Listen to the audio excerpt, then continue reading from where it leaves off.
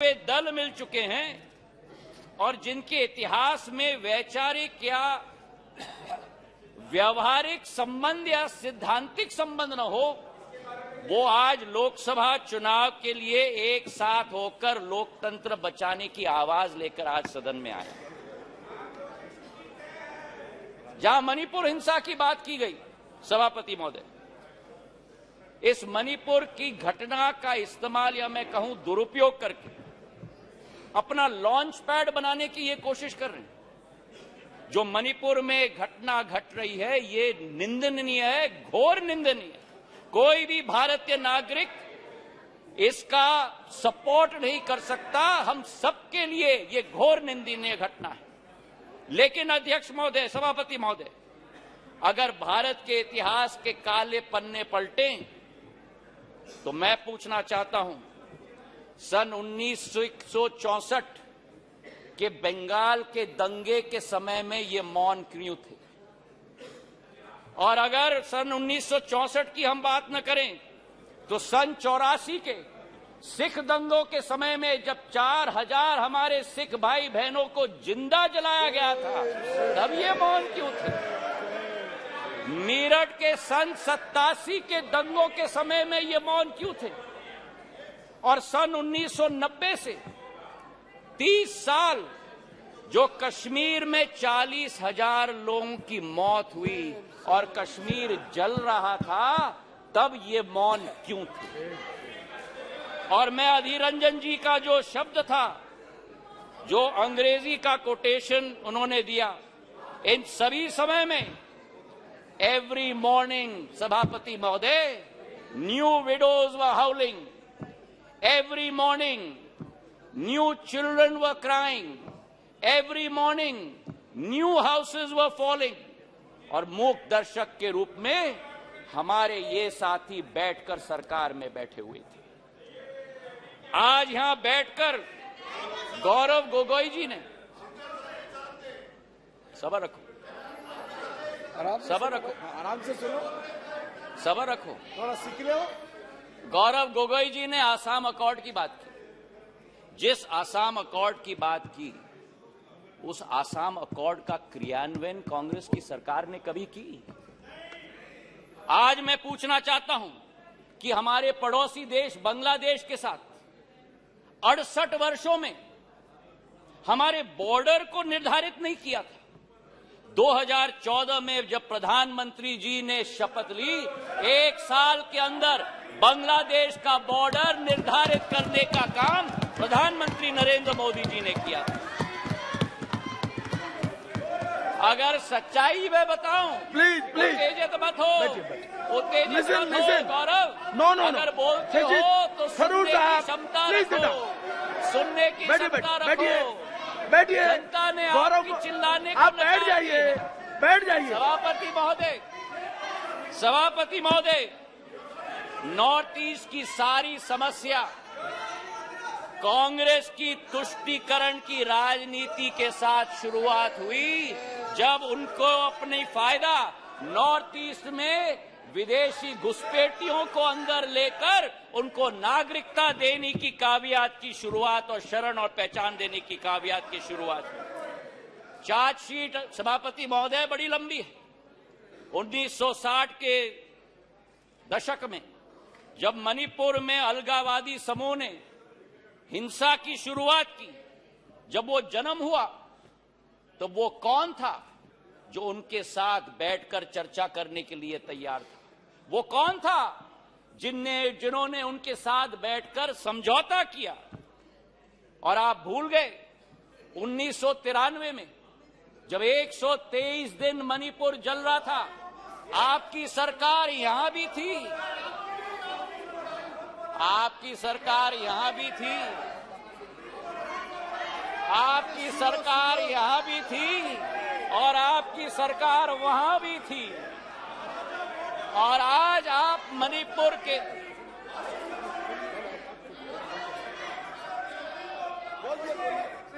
और आज सभापति महोदय, अधीरदा उठकर कह रहे थे कि मणिपुर के सांसद क्यों नहीं बोले। उस समय मणिपुर का सांसद इस सदन में रोते रोते हुए उनका वक्तव्य क्या था इस संसद में मैं पूछना चाहता हूं। जब आपकी सरकार यहां भी थी और आपकी सरकार वहां भी थी, मणिपुर के सांसद ने इस संसद में 1993 में वक्तव्य दिया।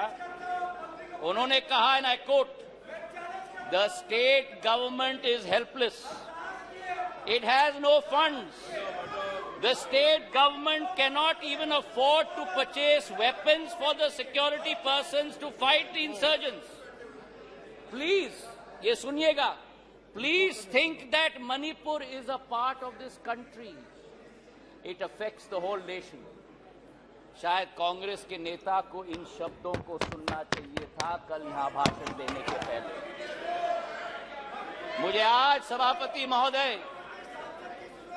मुजफ्फर वारसी जी की शब्द याद आती और मैं कोट करना चाहता हूं, औरों के ख्यालात की लेते हैं तलाशी, औरों की ख्यालात की लेते हैं तलाशी और अपने गिरबान में झांका नहीं जाता।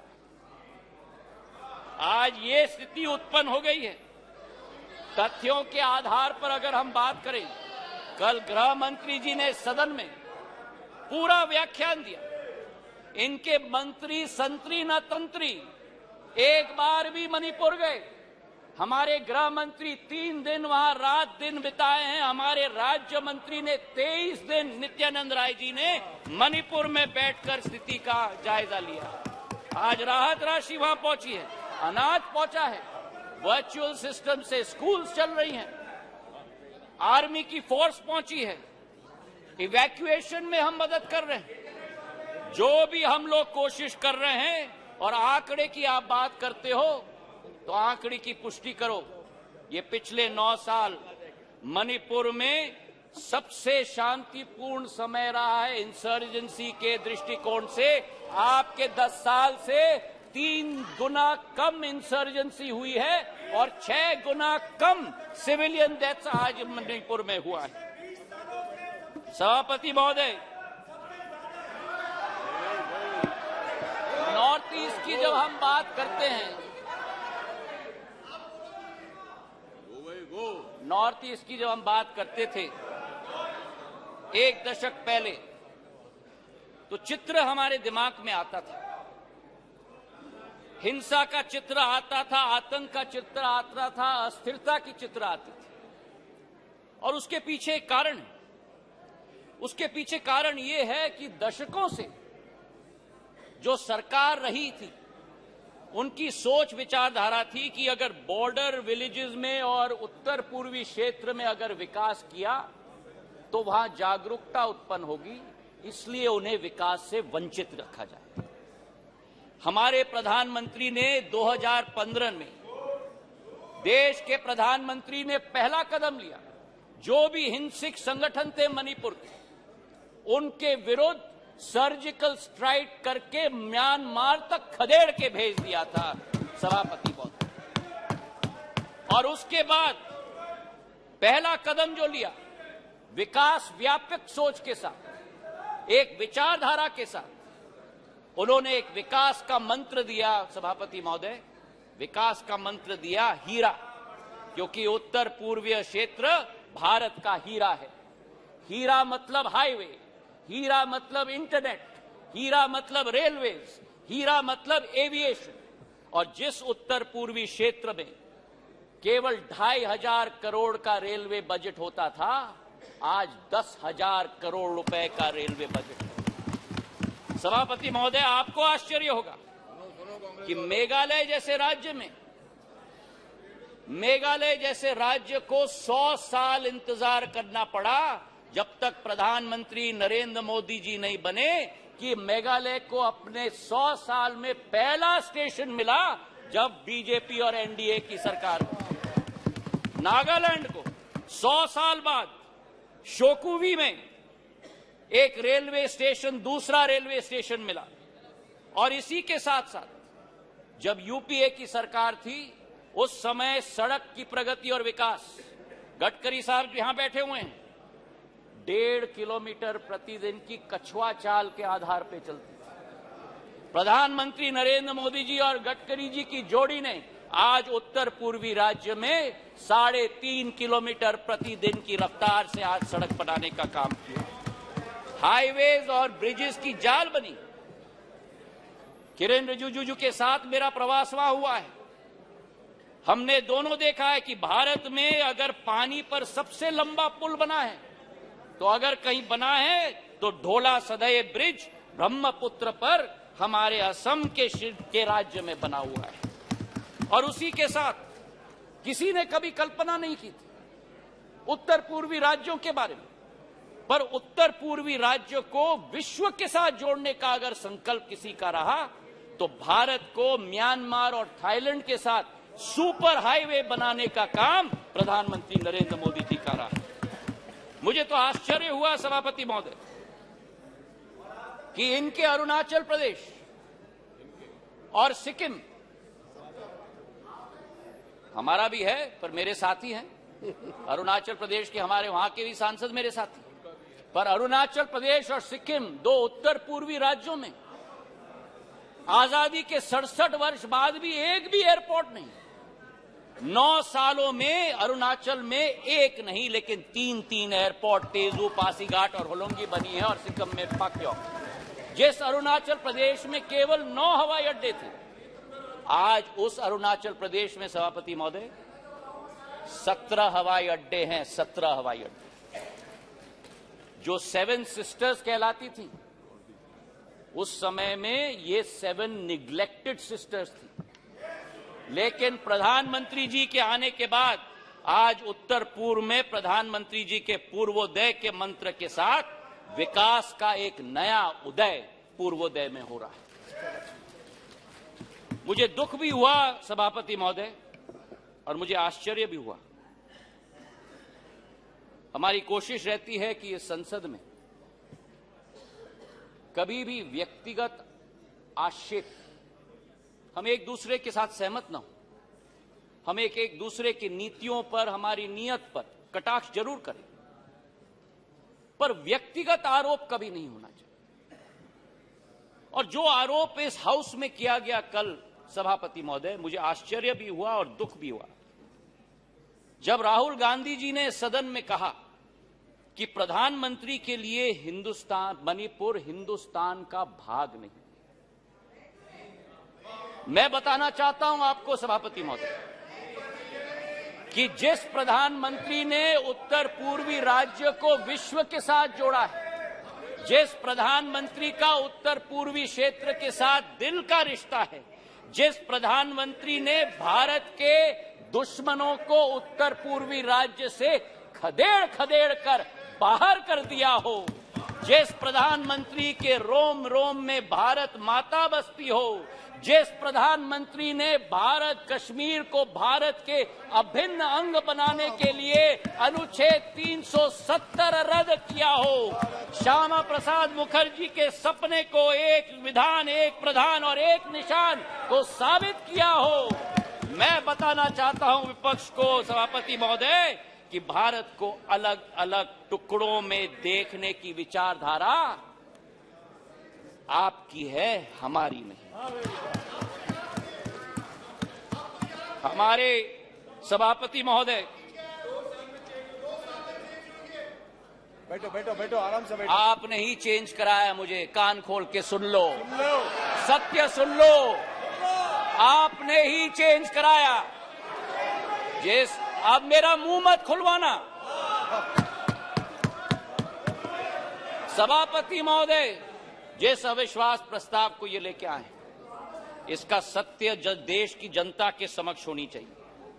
जिस तरह से एक एक वर्ग का विश्वास तोड़ा गया है और जिस तरीके से प्रधानमंत्री जी ने एक एक वर्ग का अविश्वास को विश्वास में परिवर्तित किया है, वो सत्य आज इस सदन के द्वारा देश की जनता के समक्ष जानी चाहिए।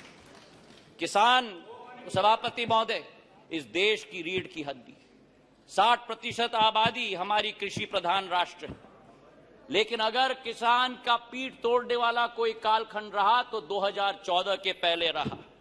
आज हमारा किसान को समर्थन मूल्य पर्याप्त मात्रा में मिल रहा है, उसकी खरीदगी पर्याप्त मात्रा में हो रही है। आज हमारे किसान कितने उत्तेजित हो रहे हैं। सभापति महोदय, खुजली बहुत आती है, खुजली बहुत आती है, खुजली बहुत आती है।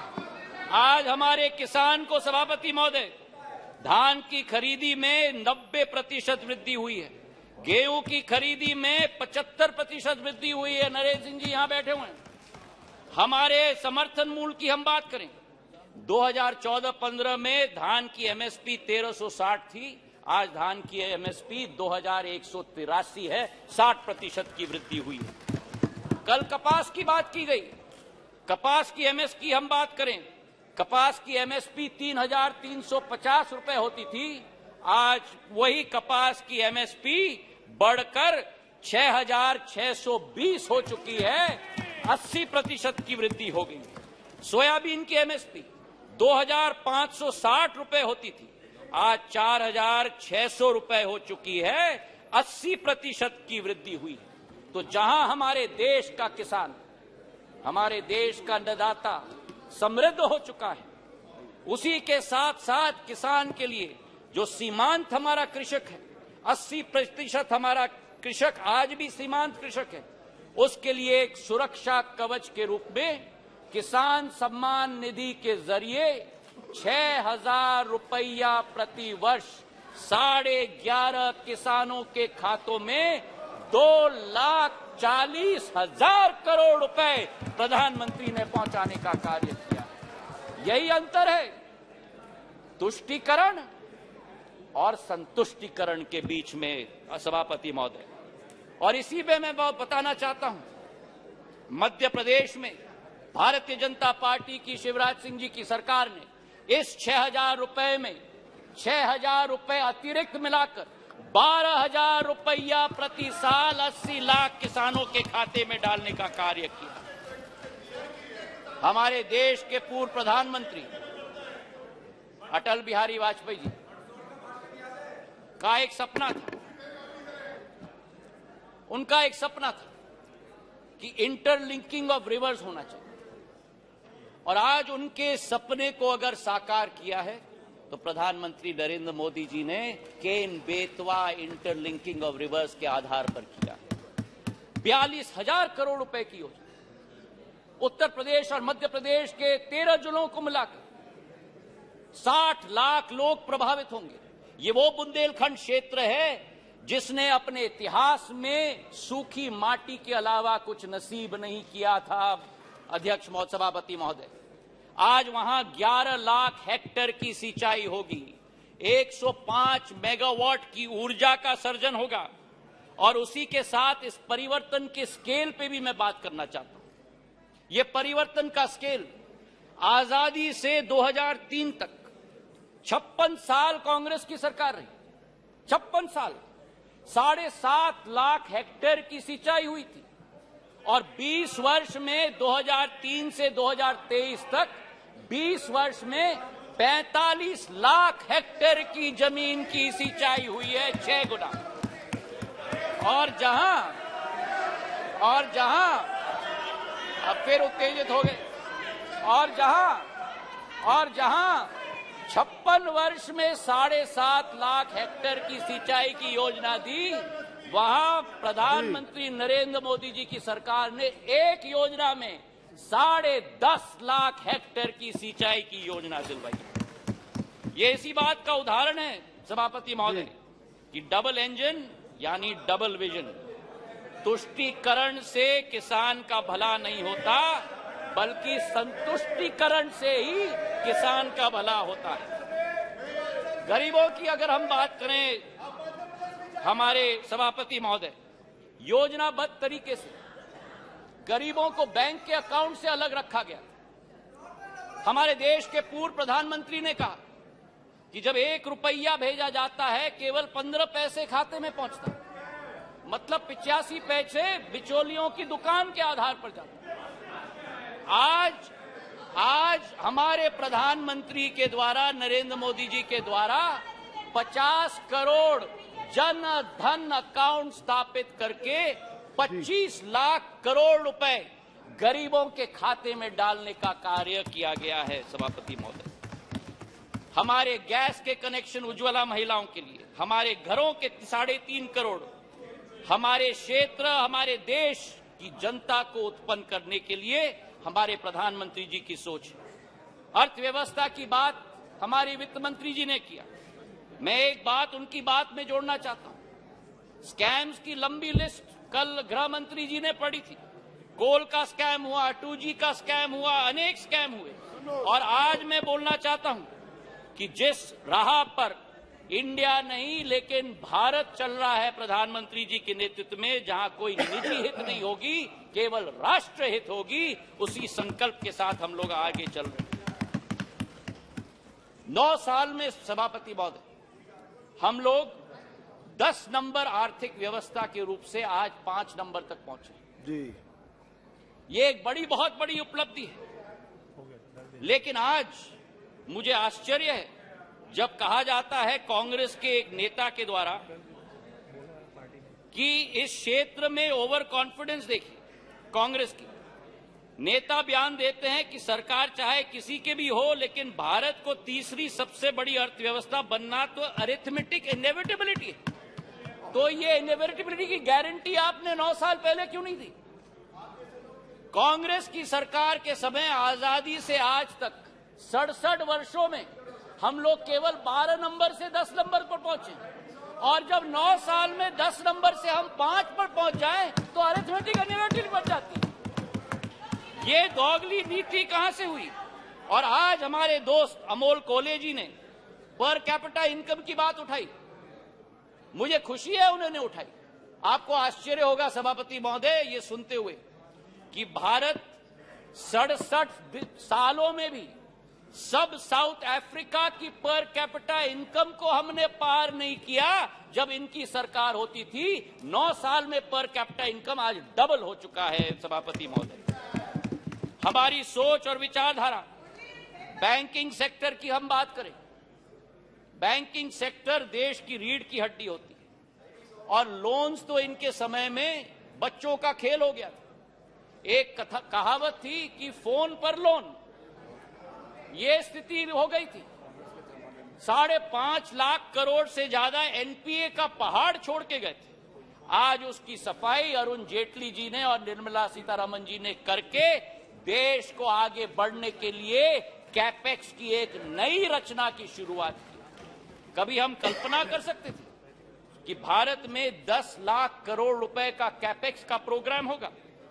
और इंफ्रास्ट्रक्चर का कैपेक्स का प्रोग्राम भी ऐसे कि 10 साल में 15,000 किलोमीटर की रेलवे लाइन बनी और एनडीए सरकार के समय में 26,000 किलोमीटर की रेलवे लाइन बनी। हाईवे की निर्माण की बात करें तो 67 वर्षों में 91,000 किलोमीटर के हाईवे, और 9 वर्षों में गडकरी साहब जी यहां बैठे हैं 55,000 किलोमीटर की हाईवे 9 सालों में 1,45,000 किलोमीटर की हाईवे बनी।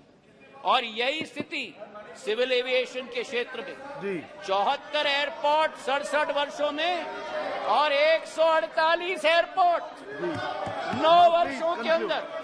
और इसी के साथ जो हमारा पावर डेफिसिट कंट्री था आज पावर सरप्लस हो गया। हम लोग स्टील इंपोर्टर होते थे, आज स्टील एक्सपोर्टर बन गए।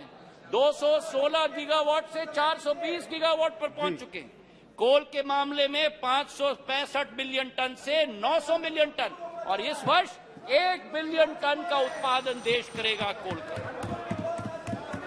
सभापति महोदय, मैं ये कहना चाहता हूं कि ये अरिथमेटिक इनएविटेबिलिटी नहीं है। आज भारत जो 2014 में 5 मिनट और 2014 में दूसरे देशों पर निर्भर होता था, प्रधानमंत्री जी ने आत्मनिर्भरता का सिग्नल दिया। जिस देश में हम लोग झोली निकालकर वैक्सीन की भीख मांगते थे, आज उसी भारत में 2 वैक्सीन का आविष्कार होता है और उत्पादन होता है। 220 करोड़ टीके लगते हैं, कोविन का एप्लीकेशन लगता है, एप्पल से एयरबस मैन्युफैक्चरिंग फैसिलिटी लगा रही है, सेमीकंडक्टर से चंद्रयान 3। आज भारत का तिरंगा झंडा भारत में नहीं, विश्व में नहीं, चांद पर लगाने का संकल्प प्रधानमंत्री जी का है। ऑटो के सेक्टर में 7 नंबर से 3 नंबर, टेलीकॉम के सेक्टर में 12 नंबर से 2 नंबर। ये अरिथमेटिक इनएविटेबिलिटी नहीं है, ये सशक्त नेतृत्व और दक्षतापूर्ण सरकार का परिणाम है। मेरे सभापति महोदय, प्रधानमंत्री जी का संकल्प है कि तीसरी पारी में भारत में वर्ल्ड क्लास इंफ्रास्ट्रक्चर गांव-गांव तक हम पहुंचाएंगे। ये मोदी जी की गारंटी है। तो आज सभापति महोदय, ये स्वच्छ इंडिया अभियान की बात कर रहे हैं। ये कहते हैं कि नफरत के बाजार में मोहब्बत का दुकान लाएंगे।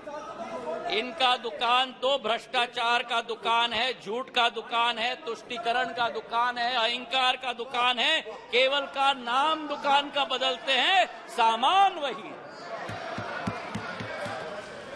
राहत इंदारी जी के शब्द मुझे याद आते हैं कि नए किरदार आते जा रहे हैं, मगर नाटक पुराना चल रहा है। मैं ये कहना चाहता हूं कि अधीर रंजन चौधरी जी ने स्वयं कहा कि ये मजबूरी का गठबंधन है।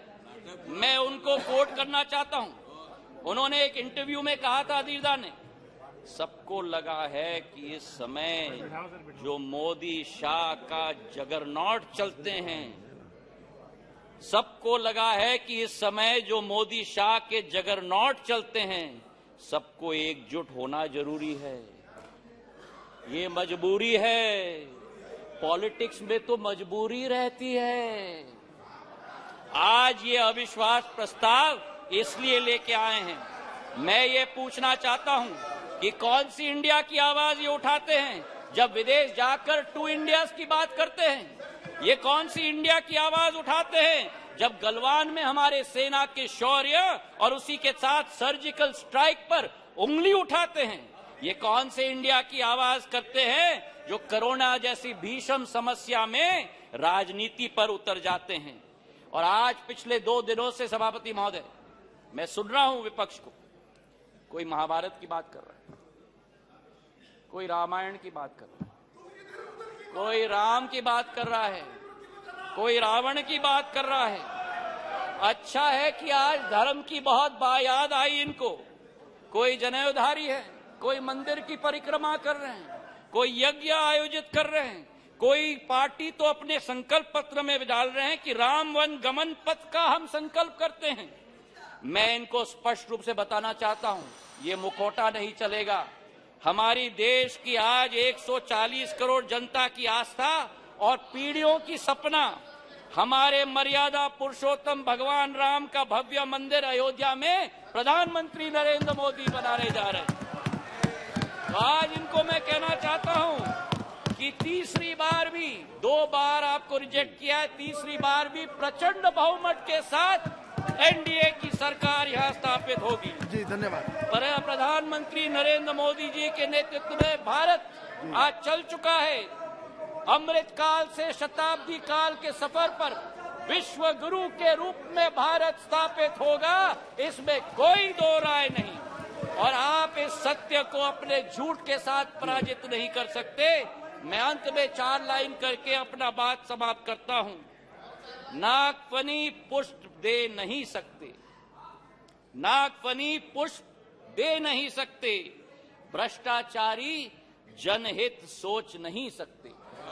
नागफनी पुष्प दे नहीं सकते, भ्रष्टाचारी जनहित सोच नहीं सकते। आपातकाल लगाने वाले संविधान की रक्षा कर नहीं सकते। जनता विरोधी की जिनका रहा है इतिहास, कितने भी चेहरे